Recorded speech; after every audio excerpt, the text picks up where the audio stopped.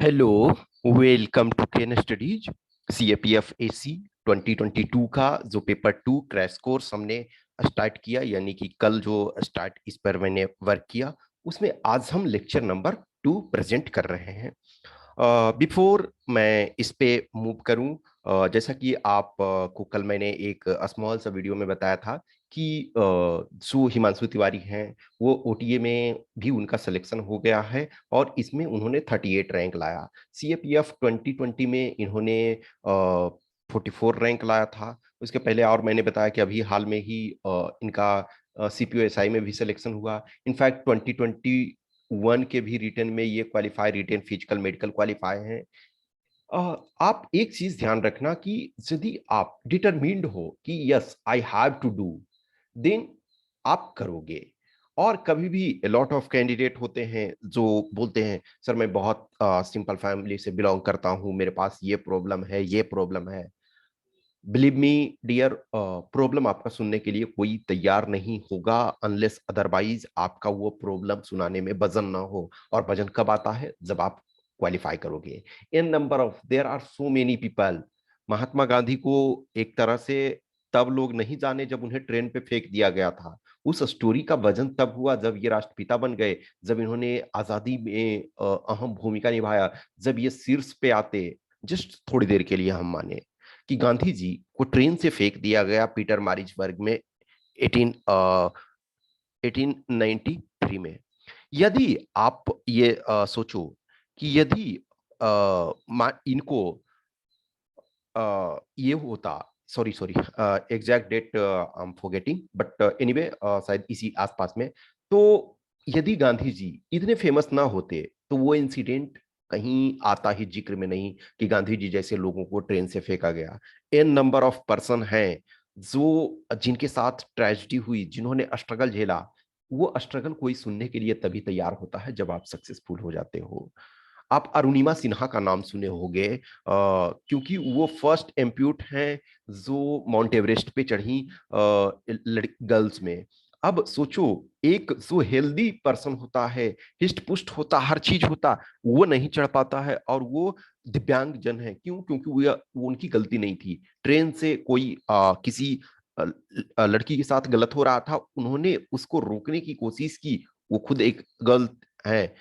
उस चक्कर में और ट्रेन से उनको कुछ जो एंटी सोशल एलिमेंट्स थे उन्होंने ट्रेन से फेंक दिया, लेकिन वो उनका पैर काटना पड़ा। बट कहीं ना कहीं वो उस चीज से उसको एक निगेटिव में नहीं ली, पॉजिटिव में ली। Yes, I have to do something. In fact इसके पहले वो ये फोर्स में जाना चाहती थी, लेकिन उसने हिम्मत नहीं हारा और आज एक महिलाओं के लिए प्रेरणा की स्रोत हैं। हर कोई में पोटेंशियल होता है। आप अपनी समस्याओं को ना देखो, आप क्या कर सकते हो उन समस्याओं से बाहर आकर के ये देखो। हिमांशु तिवारी के बहुत सारे वीडियोस आपको मीन्स है, और कुछ और सेशन हम उनका रखेंगे। मैंने प्रैक्टिकल चीजों को हम उस महान महान हस्तियों को नहीं, जो हमारे सामने उपस्थित हैं उनको देखें। मैंने वो बहुत हम्बल बैकग्राउंड से बिलोंग करते हैं, एक तरह से ऐसे फैमिली से जहाँ का इनकम बहुत कम हो। इनफैक्ट जब ये खुद एक जगह जॉब कर रहे थे एज ए काउंसलर का, तो मैंने पूछा उसमें डीएएफ में ऑब्वियसली है इन्फॉर्मेशन। देखो, डीएएफ जब आप क्वालिफाई करने के बाद भरते हो तो बहुत सारी इन्फॉर्मेशन होता है। तो उसमें मैंने देखा कि 3000 पर मंथ इनको दे रहा है वो एज ए कोचिंग में जहाँ वो वर्क कर रहे थे। तो मैंने बोला यार हिमांशु, 3000 तुम्हें नहीं लगता है कि ये तुम्हारा शोषण हो रहा है? बोले सर पैसे मत आप देखिए, आप ये देखिए कि मुझे लर्निंग यहाँ बहुत कुछ मिल रहा है, मैं चीजों को सीख रहा हूँ। और आज देखो कि 3 job with in 3 months and 2 gazetted officer, UPSC का 2 जॉब। इनफैक्ट यूपीएससी बिल्डिंग में जाना अपने आप में चैलेंज होता है, और आप वहां से एक तरह से उसके 2 जॉब में आप सेलेक्ट हो जाते हो, गेस्टेड ऑफिसर हो रहे हो, OTA as well as assistant commandant, और दोनों में बहुत अच्छा रैंक। ठीक है, तो इन चीजों को आप ध्यान रखो, एक मोटिवेशन के तौर पे लो और आप करो चीजों को। और करना आपको होगा, कोई भी आपको पिला नहीं देगा कि ये बूटी है इसको पियो, एग्जाम में सारे क्वेश्चन सोल्व हो जाएंगे। हमेशा मैं देखता हूँ कैंडिडेट का जो लास्ट मोमेंट पे, आप में से बहुत सारे होते हो बोलते सर लास्ट मोमेंट पे नोट्स दे दीजिए, इंपॉर्टेंट नोट्स जो आएगा। तो मैं सम टाइम सार्केस्टिकली ये बोलता हूँ कि इट्स बेटर है डियर कि यूपीएससी से मांग लो, क्योंकि वही सेट करते हैं तो एग्जैक्ट वो दे देंगे कि हाँ ये ऐसे हमने दिया है। लेकिन this is not going to happen. आप देखो कि कट ऑफ जो है जो भी जा रहा, तो आपको तीनों कंपोनेंट को बैलेंस करके रखना होगा, इंटरव्यू से लेकर के आपको so paper one paper two. तो जो आपका स्ट्रॉन्ग पॉइंट है उसमें अधिक मैक्सिमाइज करोगे, जो पुअर भी है। अब सेकेंड पेपर थोड़ी सी घबराहट होती है, but still you have to do, ठीक है। तो ये एक स्मॉल सा जो भी है, कहीं ना कहीं मोटिवेशन बहुत जरूरी होती है। You should keep your self motivated. आज जो है हम कल हमने आपको जो कुछ ये दिए थे 3 इयर्स के पेपर आपको बताए थे। तो उस 3 इयर्स पेपर में मैंने बोला था कि आपके 18 ऐसे हो जा रहे हैं, 6 आपके रिपोर्ट हो जा रहे हैं, 6 आपके आर्गुमेंट हो जा रहे हैं, प्लस 6 आपको पैसेज उसमें है, जो यानी कि 3 ईयर में 3 आपके आरसी और 3 आपके प्रेसी। तो इन सबको रीड करना, और ये ऐसा नहीं है कि हमने एक ही दिन में बोला, उसमें टाइम देना है। मैंने हर वो कंपोनेंट में बोला था आपको कि टाइम देना है, तो ऑब्वियसली वो आप वर्क करते रहो। और ये भी मैंने बोला था कि जो पेड प्रोग्राम जो ज्वाइन करने वाले हैं वो ज्वाइन कर सकते हैं, और आप वो लिखोगे उसको। जब तक लिखोगे तभी पता चलेगा कि क्या एरर है। आज हम कुछ चीजों को, कुछ टॉपिक को आपको लेते हैं। 2 टॉपिक्स मैं आपको डिस्कस थोड़ा सा करता हूं कि यदि ये टॉपिक आता है तो किस ढंग से आपको डिस्कस करना है, किस ढंग से लिखना है। एक चीज ध्यान रखो कि जो हम ऐसे लिखते हैं, जो हम रिपोर्ट लिखते हैं, जो हम आर्गुमेंट लिखते हैं, वो एक तरह से क्या है, और ये जो हमारी राइटअप है on behalf of us, it is talking to examiner. आप कुछ पर्सन्स का आर्टिकल देखो, कुछ नोवेल देखो, कुछ बुक देखो, इन नंबर ऑफ पर्सन, समटाइम जो होता है ना कि कुछ आर्टिकल ऐसे होते हैं, कुछ राइटअप ऐसे होते हैं कि ऑथर का नाम भी न लिखा हुआ हो, तो आपको पता चल जाता है कि अच्छा इस इन्होंने लिखा है। अब ये ऑब्वियसली बात है कि आप जब उस लेवल का लिखने लगते हो, मान के चलो कि न्यूज़पेपर वगैरह में लिखने लगो, जस्ट आप थोड़ी देर के लिए मानो कि यदि रामचंद्र गुहा कोई भी चीज को लिखने लगे, मीन्स कोई आर्टिकल लिखे न्यूज़पेपर में, और शायद जस्ट इमेजिन करो कि न्यूज़पेपर में जो एडिटर हैं वो रामचंद्र गुहा का नाम लिखना भूल जाए, तब भी फिर भी आप पता कर सकते हो। यदि आपने रामचंद्र गुहा को पढ़ा है तो आपको लग जाएगा कि अच्छा ये रामचंद्र गुहा का मोस्ट प्रोबेबली ये राइटिंग है। या फिर फॉर एग्जांपल अमर्त्य सेन और जॉन ड्रेस के बारे में मान के चलो कोई आर्टिकल लिखा गया है, उनके द्वारा लिखा गया है, शायद ऑथर का नाम नहीं होगा, तब भी आप ये समझ सकते हो। हाँ, अब ऐसे उस ढंग से बहुत सारे ऑथर हैं, लेकिन कुछ उनके यूनिकनेस होती है, तो उनके बिहाफ ऑफ आपको पता लग जाएगा कि ये इन्होंने लिखा है। तो जो आप राइटिंग लिखते हो कोई भी चीज का, तो आप ऐसे लिखो, रिपोर्ट लिखो, आर्गुमेंट लिखो, वो आपके बिहाफ पे एग्जामिनर से बात करते हैं।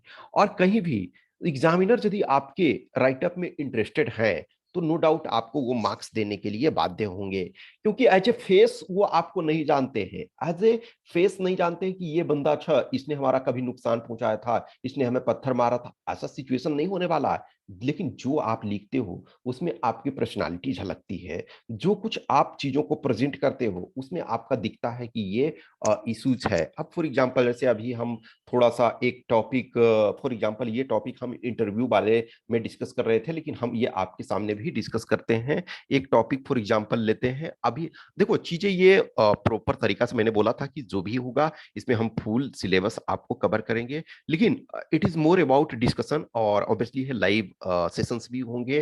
तो जो आप पेड प्रोग्राम वाले होंगे तो उसमें लाइव सेशंस भी आप अटेंड करोगे, उसमें हम आपका क्वेश्चंस क्यूरी लेते हैं और आपको भी मौका देते हैं बोलने का। ऐसा नहीं है कि हम नहीं देते हैं। इनफैक्ट जैसे इंटरव्यू वाले प्रोग्राम या फिर और रेगुलर रूप से अभी चलते रहता है, तो मैं कैंडिडेट को भी मौका देता हूं। और इनफैक्ट मेरे लिए वही इंपॉर्टेंट है कि आप क्या सोचते हो, आप क्या जानते हो, आप उस पर क्या ओपिनियन रखते हो, तो ये मायने रखता है। तो अभी हम आज 2 टॉपिक देखते हैं। एक टॉपिक जो है freedom of religion and attire. ये देखो ये टॉपिक अभी काफी चर्चा में चल रहा है कि freedom of religion and attire, जो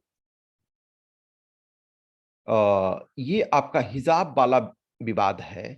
तो freedom of religion and attire से संबंधित है कि अब ये देखो, ये एक्चुअल में फंडामेंटल राइट है, लेकिन ये अटायर के बारे में स्पेसिफिक जो है वो मेंशन नहीं है आपका फंडामेंटल राइट में। लेकिन यदि हम रिलीजन को देखते हैं, तो रिलीजन के कुछ जो आपके आर्टिकल 25, अब जस्ट इमेजिन करो कि ये freedom of religion and attire आ गया, तो आपको आर्टिकल 25 आपको हर हाल में जानना पड़ेगा। इनफैक्ट फंडामेंटल राइट जो हैं वो आपको ये जानने की जरूरत है। तो अब जो अटायर है, तो बहुत सारी चीजें देखोगे कि कुछ जो ड्रेस है, वो जो कुछ कपड़े हैं, वो कुछ रिलीजन से जुड़े हुए होते हैं।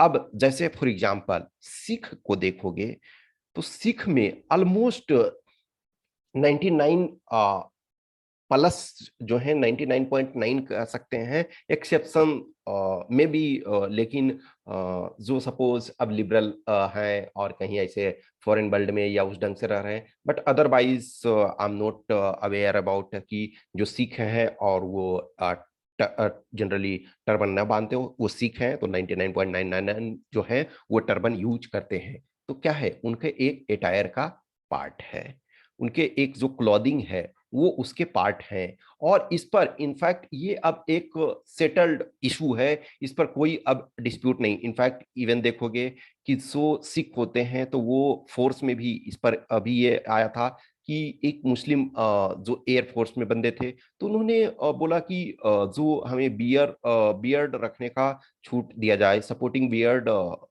ये मिलना चाहिए। तो कोर्ट ने बोला नहीं, ये आपका जो फोर्स है उसका डिसिप्लिन इंपॉर्टेंट। अब साइमल्टेनियसली देखो, एट द सेम टाइम एक सिख है, वो उसको बियर्ड सपोर्ट करने का, यानी कि बियर्ड रखने का, आप फोर्स में भी हो तब भी आपके पास परमिशन। तो इनका क्या होता है, ये एक तरह से इसेंशियल रिलीजियस प्रैक्टिसेस में आया है। आप जान रहे हो कि सिख धर्म जो है, सिख रिलीजन है, वो गुरु नानक देव जी के द्वारा एक तरह से स्थापित माना जाता है। ऑब्वियसली ये गुरु नानक देव जी का ये सारे जो हैं, ये जो प्रॉपर टर्बन और ये वो को उन्होंने प्रॉपर इसेंशियल प्रैक्टिस में नहीं बनाया, वो ग्रेजुअली बाद के गुरु ने इन चीजों पर जोर दिया। जो कच्छा ये है, ये कड़ा है, कृपान है, ये सारे चीजों को बनाया उन्होंने। तो अब उसमें से सिख में है, वो चीज को अलाउ है। तो सबसे पहले आपको ये जानना होगा कि आर्टिकल 25 क्या है। तो आर्टिकल 25 में देखोगे कि यदि हम वन में देखते हैं, तो it gives freedom to profess, practice, propagate one's on religion. तो जो रिलीजन है वो उसको आपको प्रोफेस करने का देता है, प्रैक्टिस करने का, प्रोपेगेट करने का। लेकिन यही आप 25 की क्लॉज 2 में जब देखते हैं, तो there should be reasonable restrictions. वो रेस्ट्रिक्शंस किस आधार पे होते हैं? Public order, decency, morality, health and other state interest in the sense की अदर जो फंडामेंटल कोई राइट यदि वायलेट हो रहा है, तो उसके आधार पर रीजनेबल रिस्ट्रिक्शंस लगाया जा सकता है। जैसे फॉर एग्जांपल लो राइट टू लाइफ, तो कहते हैं ना, राइट टू लाइफ जो है एक सबसे इंपॉर्टेंट आर्टिकल है। यदि आपकी लाइफ ही नहीं होगी तो फिर आप क्या करोगे? तो लाइफ सबसे इंपॉर्टेंट है। तो आइदर जो आपका public order, decency, morality, health, and other state interest or other in order to protect other fundamental rights, there can be reasonable restrictions. अब जब ये टॉपिक यदि आता है, तो इस टॉपिक पे आपको यदि फंडामेंटल राइट्स के आर्टिकल के बारे में जानते हो और उस आर्टिकल में कुछ जो चीजें लिखी हुई है, कुछ स्पेसिफिक इश्यूज जो मेंशन है, उसका आप जिक्र करते हो, तो नो डाउट आपका वो ऐसे अच्छा होगा। अब जो हिजाब विवाद चल रहा है, अब ये एक तरह से इसमें आप बहुत सारी चीजों में, अब मान के चलो एक विवादास्पद चीजें हैं, इसमें से होता है कि आप आइदर फोर लेते हो या अगेंस्ट लेते हो, फोर और अगेंस्ट, आइदर फोर में हो या अगेंस्ट में हो, ये इश्यूज मेनी टाइम। तो देखो, यदि आर्गुमेंट राइटिंग हो इसमें, तो आर्गुमेंट राइटिंग में तो आपका अलाउ है, इनफैक्ट वो उसका रिक्वायरमेंट ही है, उस टॉपिक का वो रिक्वायरमेंट ही वो बोलते हैं कि आपको फोर में भी सेम टॉपिक पर लिखना है और आर्गुमेंट भी सेम टॉपिक पे लिखना है। लेकिन यदि ऐसे है तो उसमें आपको बैलेंस अप्रोच रखना है।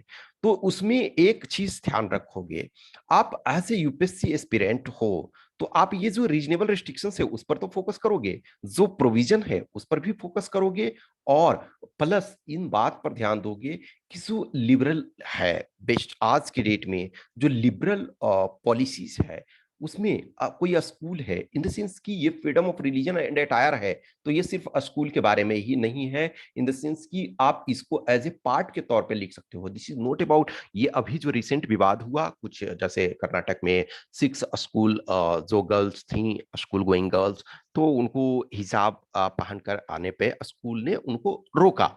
अब वो उसके कारण जो है मामला तूल पकड़ा, और कहीं ना कहीं जो कर्नाटक हाई कोर्ट का जो जजमेंट एक तरह से ये आया, तो उसमें अभी सुप्रीम कोर्ट में अपील होगा, सुप्रीम कोर्ट फिर उस पर डिसाइड करेगी कि क्या होना है। लेकिन जब आप इन चीजों को देते हो तो आपकी राइटिंग में ये ध्यान रखना है कि उसमें से वो रिलीजियस फीलिंग, ये नहीं सेंटिमेंट आपका उसमें शामिल नहीं होना चाहिए कि आप सेंटिमेंट के थ्रू ये कर रहे हो कि कोर्ट को इंटरफेयर नहीं करना चाहिए ये। और एक और टर्म होता है इसेंशियल रिलीजियस प्रैक्टिसेस। अब इसमें से यदि इसेंशियल रिलीजियस प्रैक्टिसेस का मैटर आता है, तो आप यदि कुछ केस जानते हो, जैसे फॉर एग्जांपल सिरूर मठ केस केरल का ही है, 1954 जजमेंट। फिर उसके बाद आप जैसे इस्माइल फारूकी केस है 1994।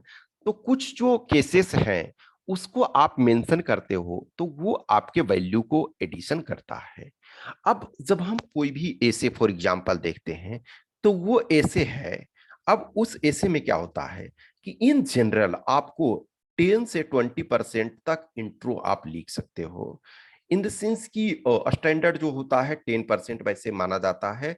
जनरली जब बड़े ऐसे होते हैं तो 10% एक स्टैंडर्ड, लेकिन चूंकि ना आपका ऐसे छोटा होता है, यदि असिस्टेंट कमांडेंट का हम ऐसे देखें तो वो ऐसे छोटा होता है, तो इस वजह से हम बोलते हैं 10 to 20%। क्योंकि जस्ट इमेजिन करो कि 10% यदि है तो 30 वर्ड्स ही होता है। यदि 1000 वर्ड्स का ऐसे हो, मान के चलो कि जो आपके सिविल सर्विसेज का जो सीएससी का जो होता है, उसमें आपको 1000 से लेकर के 1200 वर्ड्स के, तो उसमें आप 10% भी लिखोगे तो 10% 100 से लेकर के 120 वर्ड्स होते हैं, तो 100 और 120 वर्ड्स ये सफिशियंट होता है। और कंक्लूजन जो होता है फिर यदि बड़े ऐसे हैं तो 10%, और अदरवाइज इसमें 10 to 20% जो होते हैं वर्ड्स आपके कंक्लूजन में। तो 3 कंपोनेंट आपके हैं।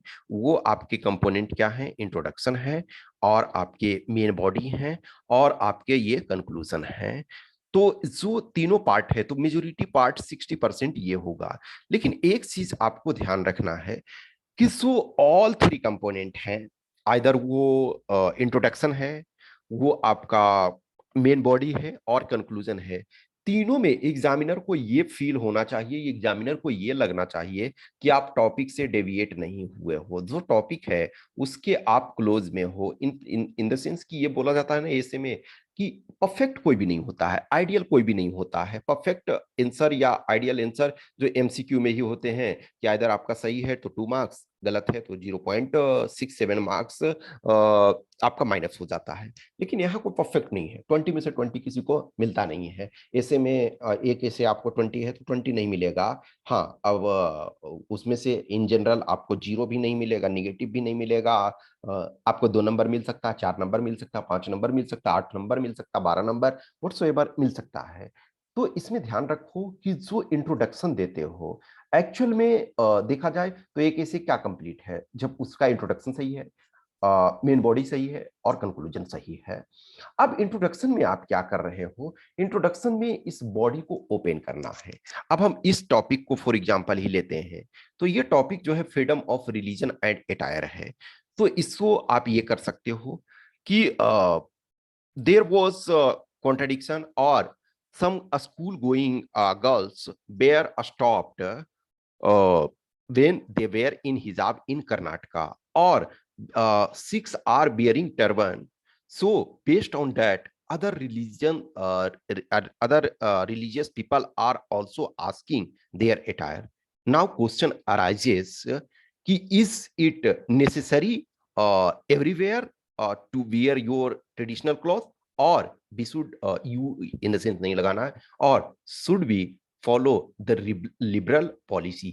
For example, if there is festival, if there is any ritual, if there is any customary practices or any religious ceremony, then we should follow that thing. But once we are in public, we should follow its better public thing. तो एक ये चीज हो सकता है। या for example कुछ और जो है, कोई कोटेशन से स्टार्ट कर सकते हो, किसी फेमस पर्सन के कोटेशन से स्टार्ट कर सकते हैं। तो आप आइदर कोई न्यूज़पेपर की आर्टिकल है, कोई इंसिडेंट है, मान के चलो कि फॉर एग्जांपल कहीं आइदर वो इंसिडेंट जो है बैड तरीके से उसको ट्रीट किया गया, यानी कि कुछ लोगों को उसका खामियाजा भुगतना पड़ा, तो आप उस उसको भी ले सकते हो, या आप कुछ पॉजिटिव इश्यूज हैं उस पर भी ले सकते हो। अब फॉर एग्जांपल यदि जस्ट इमेजिन करो कि हिजाब का जो विवाद आया, तो हिजाब में मैंने अभी आपको थोड़ी देर पहले बताया कि सिख जो हैं वो 100% जो है ऑलमोस्ट वो आपके टर्बन बांधते हैं, अनलेस अदरवाइज एक्सेप्शनल कुछ ऐसी हो तो दूसरी बात है, अदरवाइज वो जो है 100% टर्बन बांधते हैं और बियर्ड उनके होते हैं।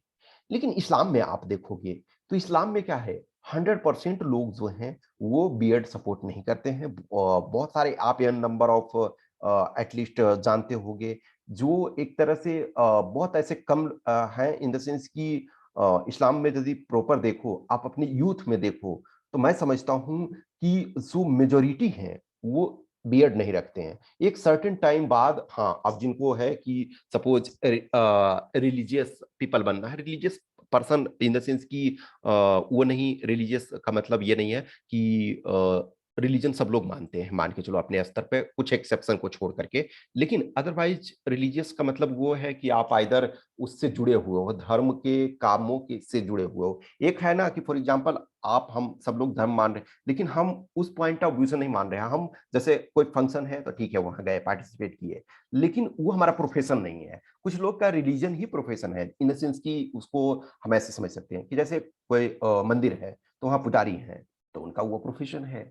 कोई मस्जिद है तो वहाँ काजी हैं, मान के चलो इन द सेंस जो भी होता है नमाज पढ़ने वाले जो भी हैं, उलेमा और व्हाटसोएवर, काजी और उलेमा ये सब जो भी हो आप उसमें से, तो क्या है, आप वो एक तरह से वो आपका प्रोफेशन है, तो उसमें से रहते हैं तो जनरली वो फॉलो करते हैं। जैसे देखो, अब हिंदू कोई है तो हर कोई गेरुआ वस्त्र नहीं पहनेगा, लेकिन यूपी के मुख्यमंत्री देखो योगी आदित्यनाथ गेरुआ वस्त्र पहनते हैं। मान के चलो मध्य प्रदेश के पूर्व मुख्यमंत्री और पूर्व केंद्रीय मंत्री उमा भारती को देखो, वो भगवे वस्त्र गेरुए वस्त्र मतलब पहनती हैं। फिर उसके बाद साध्वी निरंजन ज्योति को देखो, और इन नंबर ऑफ पर्सन आपको मिल जाएंगे जो वो पहनते हैं। अपने प्रधानमंत्री को ही देखो, कभी कभी वैसे ड्रेस वो जहां रिलीजियस सेरेमनी में जाते हैं तो पहनते हैं। लेकिन वही आदमी नरेंद्र मोदी यदि फॉरेन डिग्निटरी से मिल रहे हैं तो वो सूट में पहन करके मिलते हैं।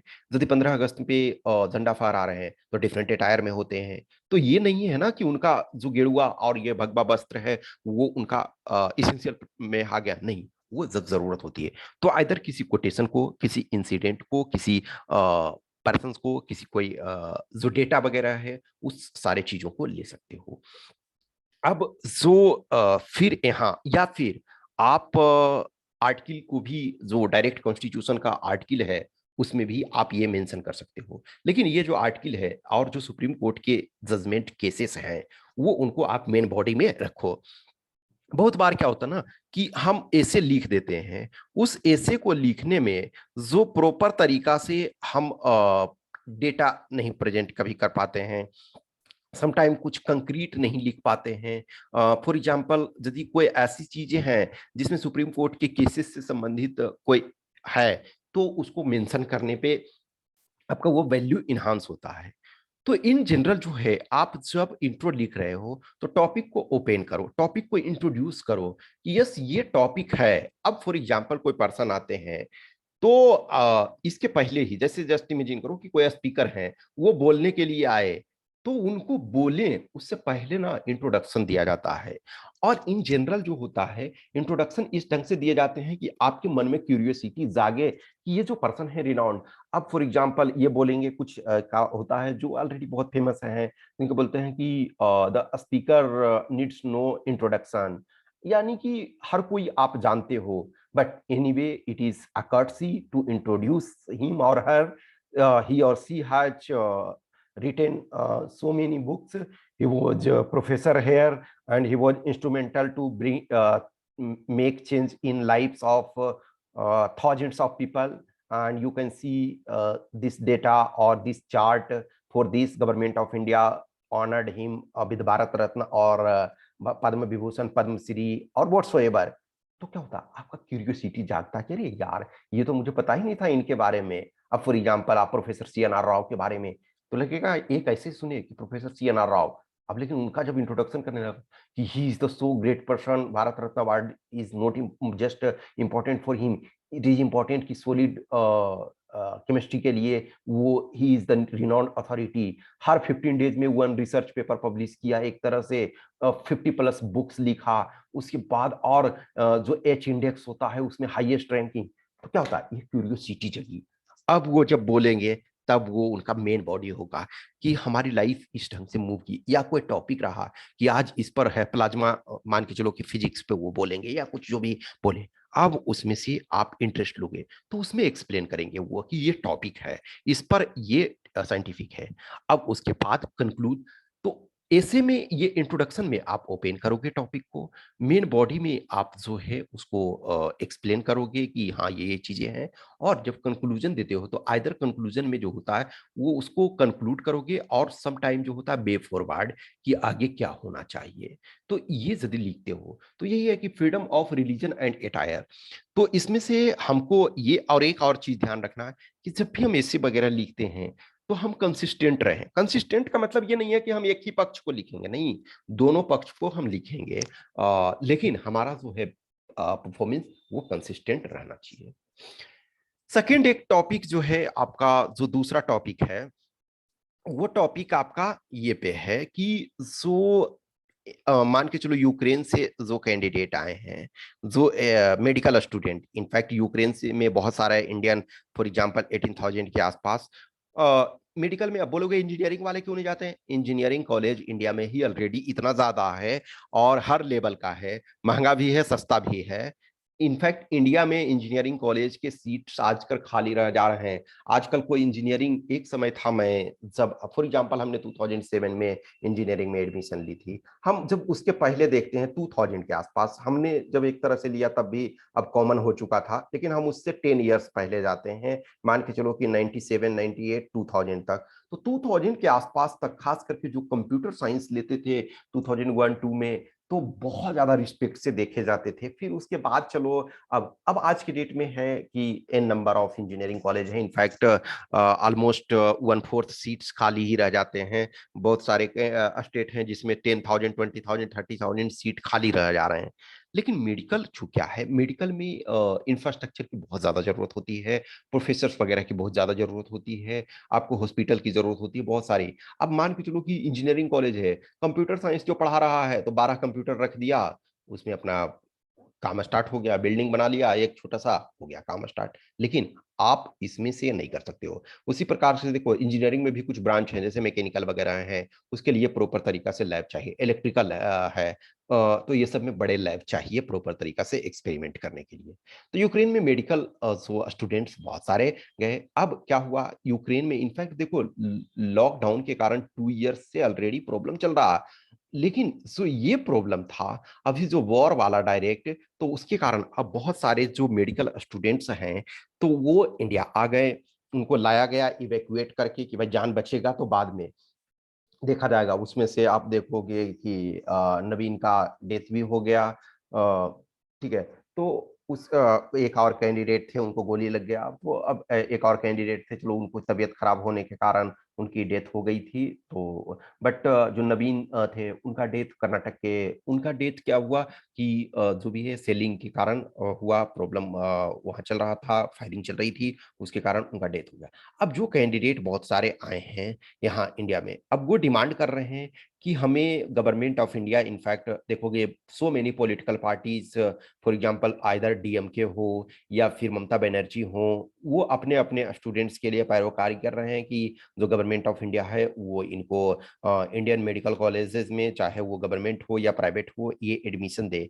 तो अब इस पर यदि ये टॉपिक आता है, तो आइदर ये टॉपिक जो आता है हम इसको ब्रॉड वे में देखते हैं कि वो टॉपिक यदि है आर्गुमेंट राइटिंग में यदि आता है, तो आर्गुमेंट राइटिंग में आता है तो मान के चलो ये टॉपिक रहेगा कि जो medical students, Indian medical students who return from Ukraine should be allowed to continue their course in India. तो फोर में लिखोगे तो किस किस कारण से अलाउ करना चाहिए। इस वजह से एक तो कि वो वहां गए, और बहुत सारे कैंडिडेट हैं ऑलरेडी 3 ईयर्स 4 ईयर्स उन्होंने अपना टाइम लगा दिया, और कुछ ऐसे कैंडिडेट हैं, बहुत सारे इंस्टीट्यूशन में ये होता है कि पूरी फी आप वन टाइम डिपॉजिट कर दो। अब वन टाइम डिपॉजिट करने का मतलब है कि वो आप लोन सैंक्शन करवाते हो। ऑब्वियसली है कि हर के पास उतने पैसे नहीं होते हैं ना कि वो दे दें, तो लोन सैंक्शन करवा लिया, अब उन्होंने पैसे दे दिया। अब जस्ट इमेजिन करो कि एक सिंपल फैमिली है जिसने 30 लाख डिपॉजिट कर दिया।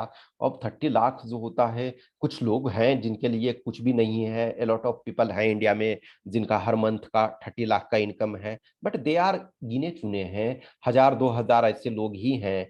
लेकिन जो मेजोरिटी सेक्शन है उनके पास बहुत प्रॉब्लम है। तो पहला यदि आप आर्गुमेंट राइटिंग में आता है तो फोर में जस्टिफाई करोगे कि why, because they have already invested their money. They are majority of candidates belonging to simple family or middle class family, so it is life and death, and many candidates already devoted 3 years 2 years, and when the situation will normalize in Ukraine, we cannot say. So in that order, government should give a priority. Yes, government should take test interest test entrance test, and also there can be some more fee, obviously fee comparable में size में मान के चलो वो यहाँ जमा कर चुके हैं वहां पे, लेकिन कुछ जो है फी दे करके। हाँ, फिर उसके बाद ये चीजें हैं कि उनको ये करा जा सकता है कि जो फॉर एग्जांपल कुछ सीट्स सारे को आप नहीं दे सकते हो क्योंकि इतनी आपकी कैपेसिटी नहीं है 18,000 को देना। इनफैक्ट बहुत सारे उस केस में चाइनीज वाले भी स्टूडेंट्स हैं, बहुत सारे जो वुहान और ये सब में पढ़ने गए थे, फिर वो डिमांड करेंगे, फिर डिफरेंट कंट्रीज के और जहाँ प्रॉब्लम है उसके डिमांड करेंगे। तो ये वन टाइम ऑफर आप दे सकते हो, तो फोर में जस्टिफाई करोगे तो ये होगा। अब अगेंस्ट में यदि हम करते हैं, तो अगेंस्ट में करते हैं तो बोलेंगे नहीं, ये इन्हें नहीं मिलना चाहिए, इस वजह से कि एक तो होगा कि जो एग्जिस्टिंग स्टूडेंट हैं उनकी स्टडी हैम्पर होगी, जो अटेंशन उनको मिल रहा है वो हैम्पर होगा, और जो यहाँ पहले से एडमिशन लिए हुए हैं तो वो यहाँ के एंट्रेंस टेस्ट पास किए हुए हैं, तब उन्होंने एडमिशन लिया है। तो these candidates are not able to qualify the written examination, so they should not be allowed to take admission here. They can pursue in online mode, hybrid mode, whatsoever possible. Yes, there should be private collaboration with government of India, but they should not be allowed directly here to assemble with all students. तो ये सारी चीजों को आपको ये against में add करना है। अब यदि हम इसी को ऐसे में देखते हैं, तो ऐसे में देखते हैं तो क्या होगा कि ऐसे में पहले मान के चलो ये होगा future of medical students who have return from Ukraine. तो ये आप दोगे, उसमें इंट्रोडक्शन क्या कर सकते हो कि when on 24th of February 2022 Russia invaded Ukraine 22, Russia invaded Ukraine. Many Indians, including medical students, were struck there. With effort of government of India and other sources or NGO or other support, they were evacuated. Now, their condition is very pathetic in the sense that many candidates completed 3 years, 4 years, 5 years of study. So, what will happen to remaining part of their education, or what will happen to their career? Parents and students are worried. अब ये है medical में हमारे क्या procedure है, वहां किस ढंग से वो गए, उस पर ये देख लीक हो गए, फिर मेडिकल पढ़ाई में क्या चीज की जरूरत होती है। तो अब उसमें से देना आपको मीन्स ये देना चाहिए कि यहाँ जब आपको ये है कि future of medical students who have return from Ukraine, तो है ये आपको जस्टिफाई नहीं करना है कि इनको एडमिशन दे दो। वहां आपको ये जस्टिफाई अपने लेवल से रहना है कि हम किस चीज को कर रहे हैं, तो आइदर ये लिखोगे कि उनके साथ क्या हो सकता है, कहाँ वो प्रॉब्लम फेस कर रहे हैं और क्या सॉल्यूशन हो सकता है। तो ये करना है। आर्गुमेंट यदि है तो आपको फॉर एंड अगेंस्ट में लिखना है। जो आपके रिपोर्ट है, तो रिपोर्ट में आपका जिस सेंस में आएगा, तो उस सेंस में आपको डेटा के आधार पे वो सारी चीज़ों को बैकअप करना है। तो ये स्मॉल सा हमने 2 टॉपिक्स को डिस्कस किया। फिर कुछ भी क्वेश्चंस, क्यूरी, डाउट्स है, तो आप हमें इस व्हाट्सएप नंबर 8527146498 या फिर टेलीग्राम नंबर 74049096 9669 पे मैसेज कर सकते हो। कोई भी फॉर एग्जांपल आपको टेस्ट लिखना है, आप टेस्ट लिख सकते हो। मैं हमेशा कैंडिडेट को बोलता हूँ कि आप एक टेस्ट तो लिख सकते हो। कुछ कैंडिडेट होते हैं एन नंबर ऑफ हमेशा कि कुछ मल्टीपल टेस्ट लिखते हैं, उसका उन्हें इम्प्रूवमेंट भी मिलता है। कुछ कैंडिडेट ऐसे होते हैं कि जो जिनको लगता है कि मैं तो बहुत अच्छा लिख सकता हूँ। जब एक्चुअल में लिखते हैं, जब उनको फीडबैक देता हूँ, तब उनको रियलाइज होता है कि यस सर, यहाँ मैंने इन इन चीज़ों पे तो हमने ध्यान ही नहीं दिया लिखने वक़्त। या फिर तो मुझे लगा था कि 3 घंटे के अंदर लिख लूँगा, लिख लूँगी व्हाटसोएवर, लेकिन जब लिखने लगा तो 5 आवर्स लग रहे हैं। तो ये सारी जो भी प्रॉब्लम्स होती है, उसको आप दूर कर सकते हो। और कहीं न कहीं देखो, कांस्टेंट मोटिवेशन बहुत ज़रूरी होती है। तो मैं इसी वजह से बोलता हूँ कि किसी से भी आप, आपके यदि कोई सीनियर हैं, आपके कोई फैमिली मेंबर हैं, आपके कोई कैंडिडेट ऐसे हैं जिनको आप जानते हो, जो क्वालीफाई कर गए हैं, वो आपको हेल्प करने के लिए, अब जैसे फॉर एग्जांपल 2020 का रिजल्ट हो गया, हो सकता है कुछ आपके सीनियर होंगे, जो आपके फ्रेंड होंगे, जो क्वालीफाई कर गए हैं। यदि आपको कंसिस्टेंटली वो सपोर्ट कर सकते हैं, तो आप उनसे जुड़े रहो। ऐसा नहीं होता ना कि हर बार पैसे देने की जरूरत। मैं तो उन चीजों के लिए कर रहा हूं कि जो आप डायरेक्टली जुड़ना चाहते हो, जो आप, और मेरे लिए ये चीज नहीं होती है कि आप इनफैक्ट देखो, जो भी है मैसेज करते हो, मैं सबका रिप्लाई करता हूँ। अब कुछ लोग जो है अननेसेसरी करने लगते हैं, तो मैं इग्नोर करना ये, क्योंकि देखो मैं हर को अब पर्सनल, आप हर चीज के लिए, छोटे छोटे चीज के लिए मैसेज करोगे तो मेरे पास भी अनलिमिटेड टाइम नहीं है ना। अब जस्ट इमेजिन करो कि डेली आप छोटे छोटे पेटी इशू है जिसको आप खुद सोल्व कर सकते हो, उसके लिए भी मैसेज करोगे तो मैं इग्नोर करता हूँ। लेकिन जेन्यून जिनका भी है, आप पेड हो ना हो, मुझे कोई फर्क नहीं पड़ता है। मैं सबको सपोर्ट करने के लिए तैयार रहता हूँ। Okay, thank you.